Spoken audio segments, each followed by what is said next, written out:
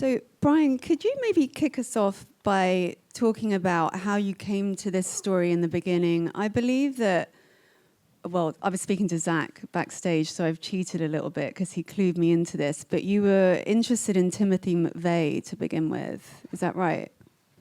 So we started doing more and more research into the world of private militias, and we did come across Timothy McVeigh, and we did come across, in research related to that, a mention of this group. And I think I referenced it before we started the movie, when we introed it. We were kind of shocked we had never heard about this story, and just kind of felt like it was, a very action-packed movie that also has something to say about the world. So, anyways. And how did you connect with Jude Law, who's also producing, and then connect with Justin as a director? Why was he a perfect choice? Because I know you'd seen his Palme d'Or nominated film and his other work, but why was he the right guy? Well, with Justin, Zach and I both had met with Justin before. I had met with him off of his first film, Snowtown, and been a fan of his for a long time.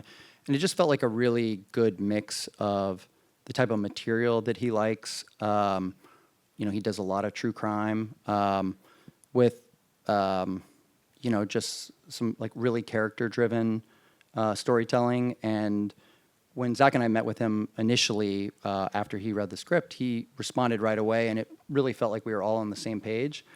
In terms of Jude, I think Zach had started talking to Jude about a TV series, and Jude had read the script and had been looking for something in this space, and he was really passionate about this story and wanting to play a role like this. And we were all fans of Jude's and just felt like it would be a really good combination. Zach, tell me about why this is, it's kind of a throwback 70s kind of a thriller. It's very story-led. It's a kind of film we don't get to see that much anymore, which to me is tragic because I just love this kind of film. Tell me why that appealed to you specifically. And I know you said that, these films are hard to get made. Can you speak to that a little bit? I mean, I think from the beginning when Bryan and I started talking about it, and then Jude and Ben Jackson, Jude's producer, and Justin, and sort of everyone here, I think that we all had this real affinity for those kind of, Friedkin movies, Sidney Lumet, and those films that were really kind of crackerjack, filmmaker-driven movies that still had a real purpose and were really trying to say something. Those films they're really rare now. I think that they're budgetarily they're hard to make. But I think we really wanted to try and make a film that had a real cinema about it, but that had something important at the heart of it. And so I think when Bryan and I initially, I remember we were watching this documentary about Timothy McVeigh, and there was this very small clip in that documentary that talks about Bob Matthews and the Order, and that they had pulled off the biggest armored car heist in U.S. history at the time. And I remember Bryan and I talking and being like, this has those sort of elements that you need to tell a movie. It has these kind of, it had these big action set pieces that we felt like would be incredibly cinematic that could sort of bolster the more ideologically important parts of the story. And so we hoped that we could maybe hide the importance of the movie inside of this really entertaining package. And so that's something that we talked about from the beginning, I think. Jurnee, I really love Agent Carney. She's just this force for good. I love that scene in the bar. Can you talk a little bit about what drew you to this role and what you kind of did to prepare reading around it? I loved reading the role Agent Carney. Originally Zach wrote the role as a man, and when they sent me the script, they were thinking about, I think you had already changed it into a woman, yeah. But I think so. By the time I read I hope that when we sent it to you, it was already in, yeah. I think so, yeah. you know, I didn't know. I didn't know this story this intimately. No, I knew about the Turner Diaries, you know, of it being a pretty awful ideology, the book, but I immediately researched black female special agents in FBI, and saw, you know, that unfortunately it wasn't until 1976 that the first African American woman was even admitted into the bureau and allowed to hold this position of a special agent. And so I thought, ooh, you know, at the time, during that time, there were over 8,500 special agents in the country. Only 44 were women, and only one was a black woman in 1976. And so I thought, okay, fast forward, not even a decade later, there wouldn't have been many more.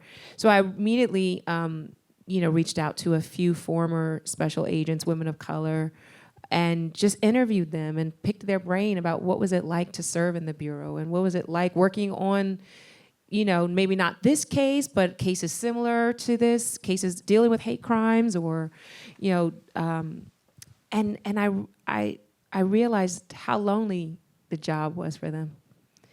You know, walking into those rooms, sometimes being the only in those spaces, how much the job became so personal for them. And so those were some of the things we talked about, Zach and Justin and I talked about, as like, well, this is personal for Carney. This isn't just a job, this is her life. You know, she doesn't actually have much of a life outside of this. She's chosen to make this her life. She doesn't have a family. She was the protege under Terry, you know, and yet has risen the ranks and has to be brilliant. She has to be the best. She has to be intelligent, because there's not many of her even, you know, climbing that ladder. And so, yeah, she's not gonna have the tolerance for him fucking up.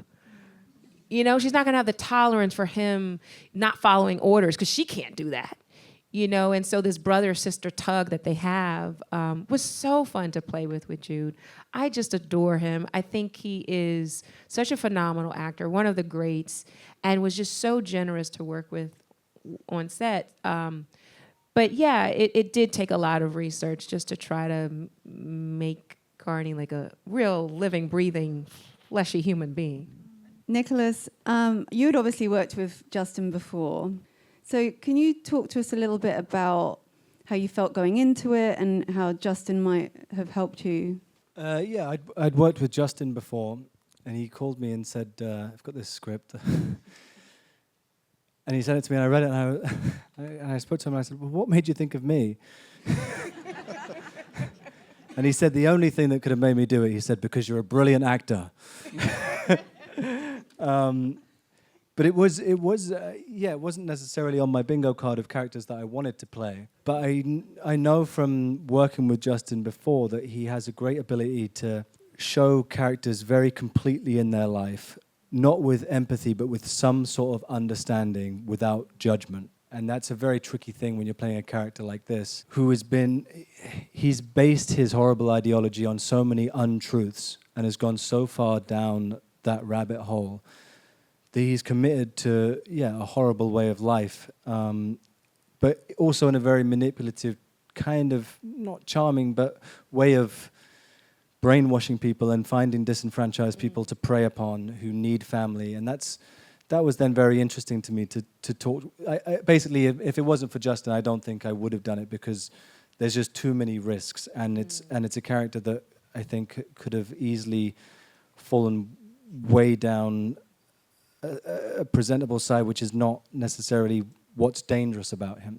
What's dangerous is the fact that he does show this sense of love and family and protection and all these ideas that if you're lonely and looking for support or some place to be in this world, then it's very easy to fall under his spell. So it's an odd character because, the research and the process of doing it wasn't a nice place to be, but luckily with Zach and with Justin and Jude and everyone, there was this really lovely atmosphere to explore it and try and understand it as best as possible.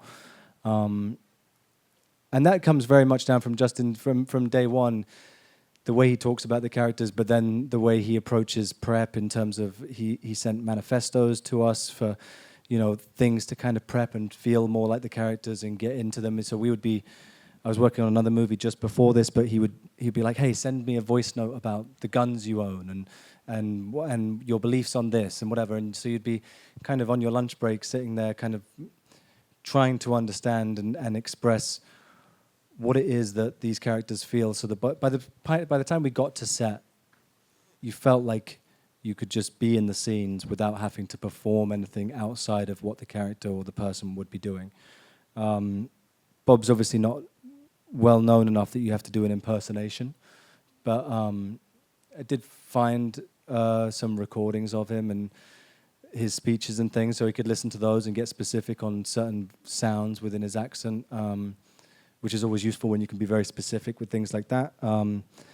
And then just trying to understand what that life was for them and that sense of community as well. He the moment we landed in Calgary, he was like, "Hey, take all of the guys you're with, take them out fishing, take them for dinner, support them, look out for them," and all these things. So it's kind of building an atmosphere that then resembles what ends up on screen, I suppose. Even to the point of, he when I first landed, he was like, I don't want you to meet Jude. I don't want you to talk to Jude. I don't want you to be friends with Jude. And I was like, okay. So we were kept separate for the first 3 or 4 weeks of filming until we meet on screen, and that was the first time we'd met. And so that just then builds in something real for you in terms of like the adrenaline and stuff is pumping, because you're like, oh, I'm in a scene, I know it's Jude Law, but it's Terry Husk, and we're doing this, and it becomes something different as well physiologically. So it's all those elements hopefully build up to creating a real 3D person on screen.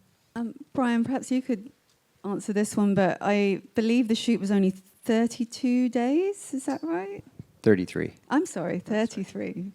How did that kind of affect the sense on set? Could you even maybe say it was helpful for the intensity, or was it just a lot? It was a lot. We knew from day one that we probably needed more time, and we weren't going to have a lot of time on any one day. And it was really important for Justin to have Adam Arkabaugh, who shot the movie, and they have worked together, and we knew that they have a shorthand and can move quickly. And Justin had also worked with our first AD, Eddie, and like the three of them together really understood the pace that we had to work at and how hard it was going to be. I mean, there's a lot of action in this movie for 33 days. So, I mean, really from day one, we kind of like hit the ground running, and just like we couldn't afford to get behind, because if we got behind, we were not going to get everything we needed. And as Stuart said when we introduced the movie, it's an independent movie. There was no guarantee we were going to get more days on the back end to like make up for the stuff that we didn't have. So, everybody had to be bought in, and so like we really appreciate the fact that, from day one, Nick and Jurnee and Jude and Tye, everybody was so ready to go and so bought in, and we were able to work like as quickly as possible to try and make it all happen, because we didn't, as Zach alluded to earlier, there's the engine of the set pieces in this movie, that give it a little bit of a genre feel, even though there's like obviously something more to what the movie is about, and we never wanted to lose that. And getting behind would have, potentially cost us like, okay, well then how are we going to make the firework? And as Nick alluded to, we had to deal with some natural circumstances just in terms of the weather, and that forced us to shift our schedule around just so that we could try and get the end to shoot it as authentically as possible as how it actually happened with the fire. And there was a total fire ban in Calgary. So anyways, everybody was bought in from day one. And I think, again, having, Justin and Adam and Eddie, having known each other and worked together, and everybody bought in, just allowed us to like understand what it was from day one, and just everybody made it work, and everybody showed up ready to go every day.